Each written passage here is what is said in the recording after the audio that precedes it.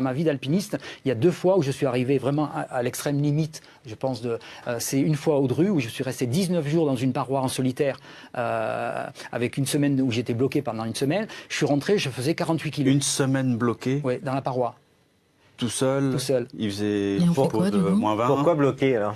Bloqué parce que Pour quelle raison? Des il y avait questions du météorologiques mauvais en fait. temps. Ouais, Il y avait du mauvais temps. J'avais pas de radio pour assurer mes enfants. Mais moi j'étais bien dedans. J'étais bien. Et quand je suis rentré de cette paroi, mon fils m'avait dit Tu nous as fait peur. Papa, je t'ai oublié pendant une semaine. Et après, je suis revenu dans cette même paroi et j'ai réussi, mais j'avais pris avec France Inter et Paris Match, j'avais financé un radiotéléphone pour vraiment rassurer mes enfants. Mais c'était quelque chose qui finalement devenait encore plus dur dans la paroi. Parce que... Mais Marc, vous faites quoi pendant une semaine dans une paroi bloquée par la neige? on plante des Sucer glaçons.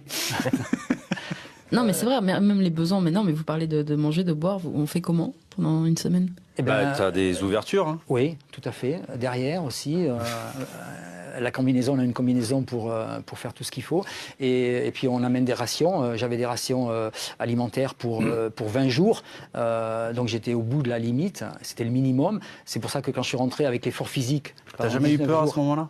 Non, parce que j'avais peur avant d'attaquer la paroi. Une fois que j'étais dedans, tu es dans ton élément et ça va. Si tu as peur, il faut redescendre. Au contraire, ça devient un voyage, ça c'est difficile à expliquer. Est-ce qu'il faut réellement avoir foi en soi quand même pour faire ça? Ouais, ben c'est l'expérience, c'est fabuleux quand même d'être avec la nature, avec les fissures, on met des pitons dans les fissures, on monte, c'est un parcours, voilà, c'est un Dans voyage. votre bulle. Et je voudrais pas oublier de vous dire aussi, quand j'ai refait l'Everest, enfin quand j'ai fait l'Everest en 24 heures, à ma 3e tentative, je suis rentré, là je faisais 46 kilos quand je suis rentré. Donc mon poids de forme était de 54 kilos. Ouais, ce qui est déjà... Ouais. Pour 1m67. C'était l'extrême pour 1m67. Alors Mais quand on surtout- est adepte de ce genre de discipline, il y a aussi donc des moments difficiles. Certains racontent les corps, parfois trouvés en montagne, bien sûr, et les hallucinations aussi, notamment dans les derniers mètres. Est-ce que vous avez des souvenirs de ce genre de scène, de voir des trucs parfois un peu paranormaux, quoi? Oui, alors ça, j'ai pas eu, mais par contre, il y a un grand alpiniste suisse qui malheureusement a disparu, qui s'appelait Loretan, avec son copain Troyer, qui est toujours vivant et qui est un navigateur, un grand navigateur. Troyer et Loretan, quand ils ont fait l'Everest côté tibétain, dans des conditions très très difficiles, ils ont eu des hallucinations. Et puis ce sont des Suisses, alors ils ont vu des vaches. L'oxygène, tu penses? Manque d'oxygène. Ouais, c'est ça sûrement. qui te... Ouais, bon. Enfin, eux en parlent bien. Moi, j'ai pas eu d'hallucination, mais j'avais tellement une capacité à très haute altitude, c'est une chance assez exceptionnelle. On n'est pas très nombreux, hein, parce que ça, on n'en parle pas très souvent. Quand on parle beaucoup des ascensions de l'Everest, on ne sait pas si c'est avec ou sans oxygène. En fait, on est très très peu à faire l'Everest sans oxygène. Il y a peut-être 6 ou 7 000 personnes qui ont fait l'Everest, mais on est moins de 100 à l'avoir fait sans utiliser bouteille d'oxygène. Alors, par rapport au fait que les 2 premiers essais où justement tu vas pas au bout, c'est parce que tu as un manque d'oxygène, parce que physiquement tu es au bout de toi, Alors non, c'était pas ça. C'est-à-dire que quand j'ai eu ce projet, quand j'ai su que je pouvais faire l'Everest en moins de 24 heures, ça a été lors d'une expédition que j'ai faite au Népal, qui s'appelle le Dholagiri. Et là, j'étais avec le meilleur Sherpa, le meilleur alpiniste népalais de l'époque. Et on a fait cette ascension. Et là, j'ai découvert qu'on pouvait faire cette ascension qui se faisait normalement.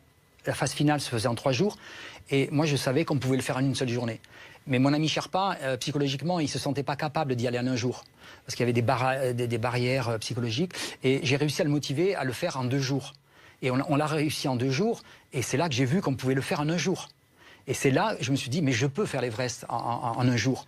Et L'Everest, c'est combien déjà? 8000, c'est presque 9000, c'est 8848. ça doit être quelque chose quand même. Parce qu'une image aussi qui est intéressante pour les gens qui ne connaissent pas bien la montagne, c'est ceux qui font l'Everest avec de l'oxygène, c'est un peu comme si on mettait au Tour de France des vélos et des mobylettes. Et le premier qui arrive, gagne. C'est complètement différent. On peut faire l'Everest... Et quelles sont les sensations? Enfin, plus tu montes, il y a des sensations de suffocation, de titubation, j'en sais rien, je sais pas comment employer les bons mots, mais est-ce qu'il y a des phénomènes physiques que tu perçois au fil de La pression. ton escalade? Alors là, j'irai directement au but. La fois où j'ai le plus souffert, c'est effectivement quand j'ai réussi à ma 3e tentative à l'Everest. Ça a été les 200-300 derniers mètres où c'était horrible. Je marchais un quart d'heure, je vomissais, j'avais rien à vomir, je vomissais et je retrouvais l'énergie de repartir et je suis arrivé. Et si j'avais réussi à ma première tentative, j'aurais été beaucoup plus vite. Quand il y avait un match plus important qu'un autre, soit à jouer, soit à diriger, puisqu'après j'ai eu la chance d'être entraîneur, ben j'avais déjà ma stratégie personnelle pour arriver à dédramatiser. C'est quoi? Et moi-même, ben c'est de relativiser les choses. Donc, ça veut dire des conneries. Ce n'est que du foot. Mais préparer un match. Hein? Être jeune, faire le métier qu'on voulait faire quand on est gosse. Mais j'ai dit, attends, tu as l'angoisse de quoi, toi? Ben, je vais essayer de t'aider. C'est vrai que quand tu auras 80 ans, devant la cheminée, avec mamie à côté, et les petits enfants qui te poseront les questions, papy, qu'est-ce que tu faisais quand tu avais mon âge, 17, 18, 20, allez, ou 21? Eh bien, je préparais un match de football, une finale de la Coupe de France, et j'angoissais, je tremblais comme ça. Mais ton petit-fils, il va te prendre pour un fou. Il va te dire, mais attends, mais tu t'es pas... Ben oui, ben... On m'a dit que tu maniais l'humour, toi, avant les matchs, justement. C'était un élément pour un petit peu... détendre l'atmosphère. Détendre l'atmosphère et te détendre aussi. Je ne vais pas dire j'étais, parce que c'est peut-être pas terminé. Mais c'est vrai que je suis un peu moqueur non, mais aussi. Est-ce que c'était pour toi aussi un élément justement pour te détacher et puis aussi pour permettre à l'ambiance globalement du groupe de pouvoir se détacher naturellement. J'ai jamais pensé faire le pitre ou non, mais j'ai pas dit ça, dans le jeu de niche. pitre. Mais par contre, sortir 2-3 conneries pour dédramatiser la situation, dérider la situation tout en étant concentré quand même, ce mélange-là de concentration tout en étant décontracté, quand tu arrives à le réussir, tu as déjà mis le maximum de ton côté. C'est ce qu'on appelle la confiance. Mais trembler d'un adversaire, mais si tu rencontres un adversaire qui est meilleur que toi, mais c'est un plaisir déjà de te mesurer. Comme nous, on a la chance en football que c'est l'association quand même de 11 bonhommes pour pouvoir... Là, c'est pas comme quand tu es sur un ring de boxe et que tu rencontres Cassius Clay, c'est sûr que tu es mal. Hein. Là, c'est pas tout à fait pareil. Et c'est pour ça que on doit pouvoir quand même se servir de certains propos pour que dans la salle, il y ait une vision différente des choses et surtout pas de prendre ce match à venir comme un drame. Il faut que ce soit un plaisir, le plaisir de jouer au football. On n'a jamais dit travailler au football, c'est jouer. Bien donc j'ai pas l'impression que parfois, dans les matchs que je vois qu'on joue. Non, on joue pas. Ouais, on est obligé de faire un match de football. C'est cette impression que j'ai. Je vois certaines têtes d'enterrement ou certaines têtes de perdants avec les gros plans que nous avons maintenant avec l'évolution des caméras. Mais je me dis, mais il réalise la chance qu'il a. Ouais, et certaines personnes, évidemment, que je ne citerai pas le nom, que ce soit coach ou que ce soit joueur, j'ai dit, mais est-ce qu'au moins quand ils se réveillent le matin, ils sont contents et conscients de la chance qu'ils ont? Parce que là, je les vois quand même un peu au-dessus de leurs possibilités. Hein. Quand je disais que j'étais complètement d'accord avec Roland, je dis moi, il y a 3 axes que je vois qui sont importants. On parlait du monde amateur.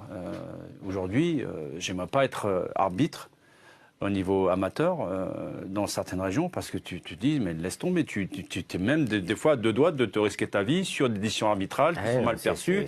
Ça descend des tribunes, ça sort à coups de batte de baseball. Enfin bref, c'est pas régulièrement, mais ça arrive quand même. Et ça, c'est la première chose. La deuxième, c'est l'éducation dans le monde professionnel. Est-ce que les clubs n'ont pas intérêt aussi à jouer le jeu à ce niveau-là, parce qu'il y a une méfiance, une défiance aujourd'hui entre le corps arbitral qui peine aussi à se remettre en question. C'est quand la dernière fois qu'on avait un arbitre français dans une grande compétition internationale?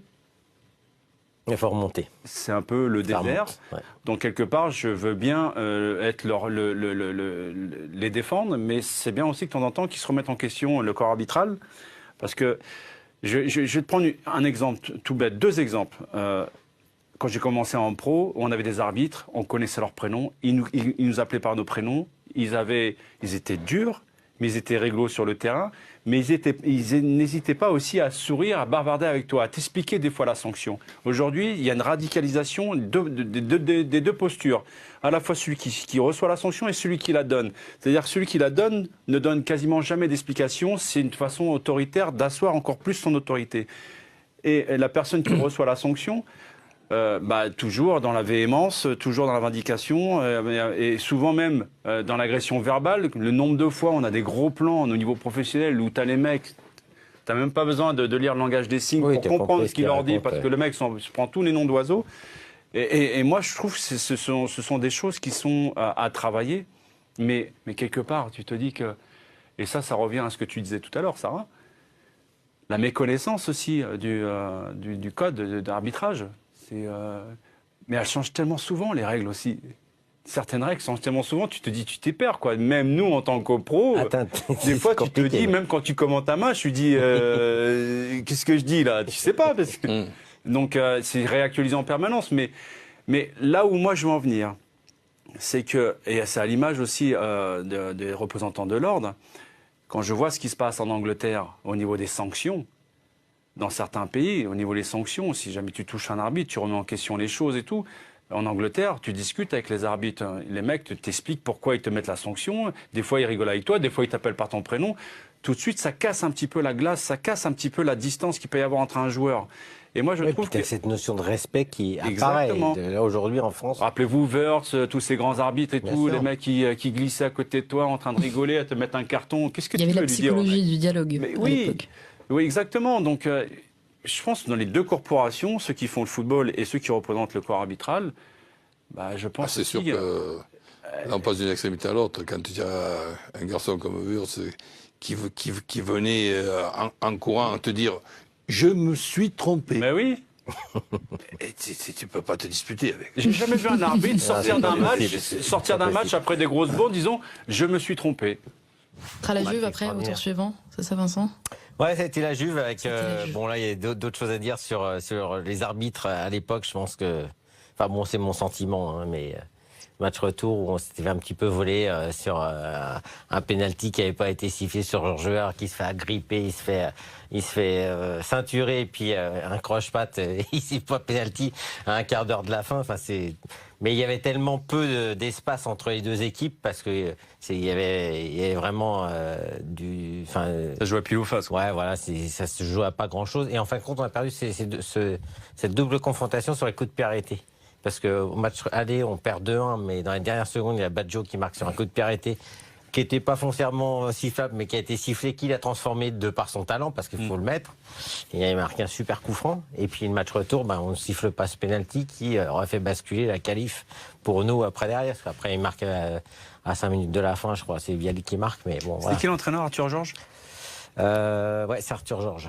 Mais vous pensez qu'au niveau de l'arbitrage, à l'époque, il y a eu... Cet arbitre-là, c'est un garçon qui s'appelait Willem Berg, j'ai encore son nom en tête, et j'ai jamais vu arbitrer derrière. C'est un peu comme des arbitres qui passent dernièrement, où il y a des arbitrages un peu bizarres. Enfin, voilà. Je me rappelle l'histoire de l'arbitre lors du match Chelsea-Barça, non? C'est pas ça?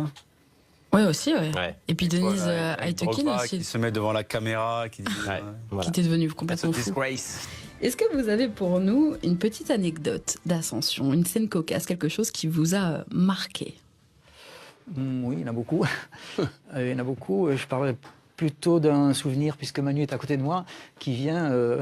C'est que quand Manu et l'équipe a gagné la Coupe du Monde en 98, moi j'étais en montagne, je revenais du Mont Blanc, et tout le monde regardait la Coupe du Monde au refuge du goûter, sous le Mont Blanc.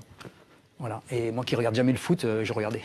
Et c'est obligé. Non, mais j'étais content par la parce qu'il y vague. avait un engouement formidable. Même ceux qui ne sont pas passionnés du foot comme moi. Même en montagne. Oui, Jusqu'au au Mont refuge, Blanc, ils avaient installé un écran de télé et tout au refuge. Oh, dommage. Je le disais, de jolies photos de Philippe Tournaire. Évidemment de l'après, mais au départ, c'est venu comment cette passion? T'étais dans un foyer déjà qui était alpiniste ou pas du tout? Enfin, comment c'est arrivé? Non, pas du tout. Je suis né dans le Lot-et-Garonne. Je pense que j'ai gardé un petit peu l'accent. Dans un petit village de Montflanquin, à côté de Villeneuve-sur-Lot. Et j'étais un enfant turbulent. Et ma mère m'a trouvé une école qui m'a un peu canalisé, école du bois à Luchon. Donc j'ai découvert la montagne à Luchon, au pied dans les Pyrénées. On cherchait quelque chose pour te faire peur. Pardon? On cherchait quelque chose pour te faire peur et on a trouvé une montagne qui pouvait peut-être t'inquiéter. Pas tout à fait. On a réussi à me canaliser en me trouvant une école où ça me plaisait, c'est travailler le bois. Et là, j'ai découvert la montagne. Et donc, comme la nature m'a donné une condition physique au-dessus de la moyenne, eh bien, là, j'ai commencé à marcher, courir dans la montagne éperdument. Mais comment tu fais, par exemple, l'Everest, le Mont Blanc, tu arrives à des hauteurs incroyables, mais sans oxygène. Sans oxygène. Comment tu arrives à maîtriser? Enfin, il y a une certaine peur, j'imagine, à un moment donné. Oui, qui peut arriver. Alors, comment tu maîtrises ça, ou c'est totalement oublié, c'est évacué? C'est une découverte qui a pris plusieurs années quand même. Ouais. Déjà la découverte de la montagne à Luchon. Après, c'était de la randonnée. Je faisais de la montagne comme ça. Après, j'avais une admiration pour les alpinistes, mais jamais j'aurais pensé aller me pendre dans une paroi comme j'ai fait après. Et c'est en découvrant la montagne et après l'escalade, grâce à un club qui s'appelle Amitié Nature, ils m'ont dit viens faire un peu d'escalade avec nous. J'avais 18 ans et j'avais peur. Mais une fois que j'étais dans la paroi, finalement, j'ai découvert que c'était pour moi. Donc j'ai arrêté de courir comme un fou dans les montagnes, tout ça, et je me suis mis à faire de l'escalade à tout va. Et rapidement, comme je me découvrais très rapidement, eh bien, j'ai été sélectionné pour faire un sommet au Pérou. Et c'est là que j'ai découvert que j'avais une faculté à la haute altitude qui était au-dessus de la moyenne. Alors, oui, allez-y.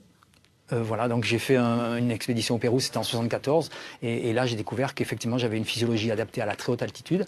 Et alors j'ai des contradictions énormes parce que j'aime pas le froid, et finalement j'ai passé ma vie dans la très haute montagne. C'était un domaine qui me convenait physiquement, et finalement ça m'a permis de me réaliser. Parce que mes profs de gym, ils voulaient me faire de la compétition, et moi je voulais pas faire de la compétition.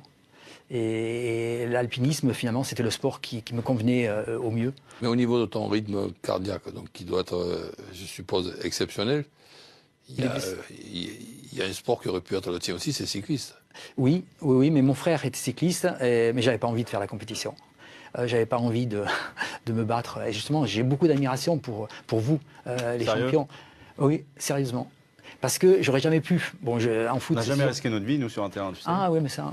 Oui, mais j'étais casse-cou. Ça, c'est.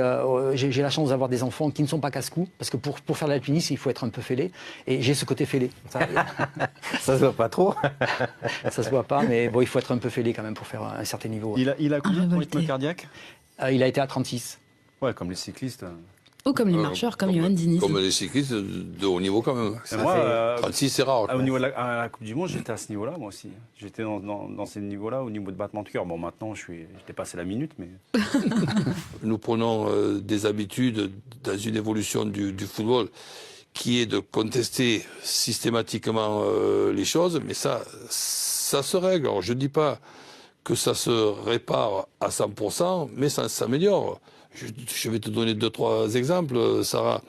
On parle de la vidéo, mais déjà, la vidéo, elle ne peut être qu'un plus pour l'arbitrage, à condition de bien savoir s'en servir. Si on pense que la vidéo va remplacer l'arbitre, on se trompe. C'est l'arbitre qui doit justement être plus costaud dans son arbitrage, en évitant des fautes qu'on a pu avoir sur ces 30 ou 40 dernières années. Quand, par exemple, il y a un penalty, ça peut être l'objet d'un énorme problème dans un stade. Un penalty non sifflé ou un penalty sifflé qui n'aurait pas dû être sifflé. Et après, on a la bêtise dans ce stade de pouvoir montrer sur un écran géant, alors que déjà avec tous les iPhones, etc., on sait ce qui se passe, on sait s'il y avait hors-jeu ou pas hors-jeu. Donc je pense qu'il faudrait plutôt s'occuper de changer et d'améliorer certains règlements pour après se dire, tiens, on a facilité l'arbitre, donc on a facilité son arbitrage par des règlements qui sont des règlements pondus par des gens intelligents. Je ne me prends pas pour plus intelligent que ce que je suis, mais quand on demande par exemple à un arbitre pour siffler un penalty lors d'une main, si elle est intentionnelle ou pas, celui ou ceux qui ont pondu ce règlement, il faut qu'ils se remettent vite en question, on lui demande l'impossible.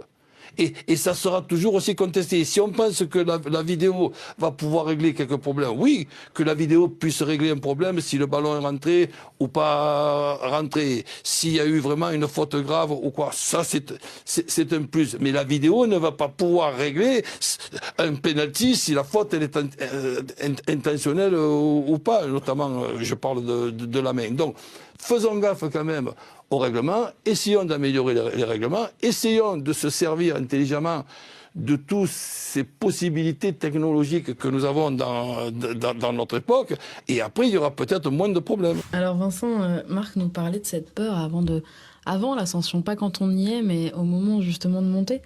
Il paraît, Vincent, qu'il y a un joueur du PSG qui vomissait littéralement d'anxiété avant les matchs.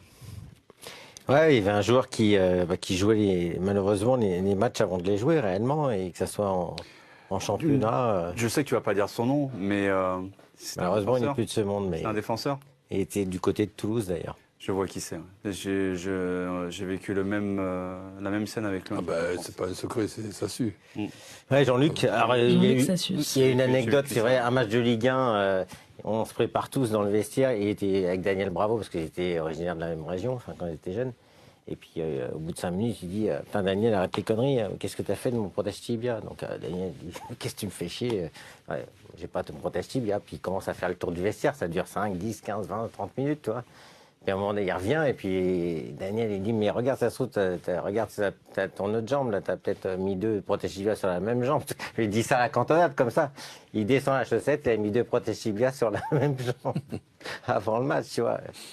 Et il avait fait chier tout le monde. Mais bon, c'est comme ça. Et puis après, on a été jouer un match de Coupe d'Europe pour Real de Madrid. C'était effectivement un match important, la veille. Et ça, je l'ai su après. À 2h30 du matin, il faisait les 400 pas dans le couloir. Toi. Puis le kiné, à un moment donné, il sait pas pourquoi, il a entendu du bruit, il ouvre la porte et il voit Jean-Luc, il dit qu'est-ce que tu fais? Il me dit j'arrive pas à dormir. Il refaisait déjà le match, tu vois, avant de le jouer, quoi. Il dit mais 2h30 du matin. Et il lui dit va me chercher un Télébesta ou un truc comme ça pour dormir. Pour dormir, ouais. Et non, c'était pas possible. Mais toi, enfin. ça, de t'entendre, là, ça me fait penser quand j'ai lu, avant de te rencontrer, il y a 3 ans maintenant, hein, déjà. J'avais lu donc ton livre pour te connaître un petit peu plus. Lequel, le premier? Oui, c'est ça. Ouais. Et je vois quand même, c'est pas facile de faire une carrière comme vous faites. Je veux dire, c'est quand même. Il faut gérer la pression, mais c'est une histoire. Oui, à la fois, c'est une histoire de personnalité. Ouais. Donc, il y en a qui sont plus sensibles à ce genre de choses. Et c'est pareil peut-être pour l'altitude également, mais tu peux le travailler. Tu peux essayer de t'améliorer. Après, évidemment, il y a des gaps qui sont différents entre Manu qui il va peut-être quand il était à 12 pulsations quand il avait 19 ans, Roland peut-être 13 et puis moi 25 et toi 2, tu vois. Enfin, et après, tu peux le travailler. C'est des choses que tu peux améliorer et travailler, mais tu es dépendant de ta personnalité à la base. Génétiquement parlant, on est tous malheureusement avec un puzzle qui est